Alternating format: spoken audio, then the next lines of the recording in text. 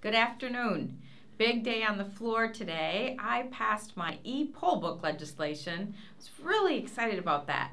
And this bill, I think I've spoken about it before, but this was a pilot project that was put into law last year where we had 4 or 5 local jurisdictions try e-poll books, whereby when you go to vote, you sign in on an electronic roster and everything is done electronically. Well, Minnetonka had actually done this 2 other times previously, and so that community, the community in which I live, has been the leader in this whole exercise. The problem was the way Minnetonka was doing it was kind of makeshift, where they didn't actually get the data downloaded from the Secretary of State. They had to get files and transfer them, and so by passing this law today, we've done a couple of things. We've said any local jurisdiction can opt in. They can use e-poll books, and we lay out specific parameters of how to do that, and we direct the Secretary of State to develop the technology to do the upload and the download, which is going to mean way easier process for our local jurisdictions. It's going to mean more convenient, efficient voting for citizens,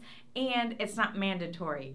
Senator Kiffmeyer was on this task force with me, and so we had worked closely together. So she too spoke on the Senate floor in support of this, and it was unanimous. It's always nice when you have a big, complicated piece of legislation that passes unanimously. That was one thing I wanted to mention. Another thing that happened today on the Senate floor was we passed a bill that expanded the scope of nursing. It's called the Advanced Practice Registered Nurse Initiative, whereby nurses, particularly in rural areas, are being asked to do more and more of the actual patient care. And the way the law currently is, there's very strict criteria about physician oversight. Well, in some cases, the nurses and the physicians have agreed that that oversight isn't always in the best interests of patients, because in some ways it limits access, whereby nurses could safely treat patients. Yet, in this proposal, there was a part of this bill that expanded it more than what I was comfortable of, and frankly, the physicians that I heard from were comfortable of, and that was this part of pain management, whereby we were expanding the scope of the practice so that nurses without supervision would be administering spinal injections, epidurals, things that really can go wrong and have serious detrimental effects. And so the way the bill came together is that both sides took several weeks to hammer out a compromise, and the current law that passed again unanimously off the Senate floor said that nurses can only do this if a doctor prescribes it and provides collaboration and oversight.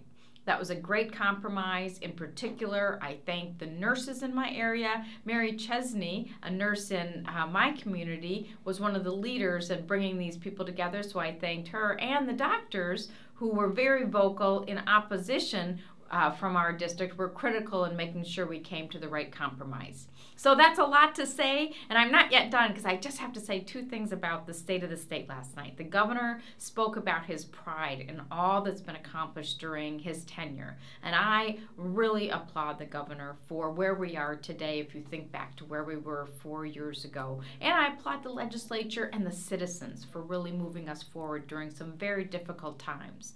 Yet the one thing that I would add to what was said last night is my commitment that we take a strong stand to make sure we reform the business of government, and that we do it in every way. You know, we passed the IT consolidation, streamlining government. That should have been just the beginning. We need to use that as the platform to make major efficiency and design changes in how we deliver government services. In addition, the governor spoke of the importance of early ed, which I strongly agree, and higher ed, but he neglected to talk about one of the most critical problems that we face in higher ed, and that is the staggering cost and the debt our students have. And so we are hard at work trying to reform the way we deliver post-secondary, and as I've talked about, one of the big ideas that I think we can use to change this conversation is this partnership with industry, students, higher ed, and the state, so that this burden is shared, our students can meet the demands of the future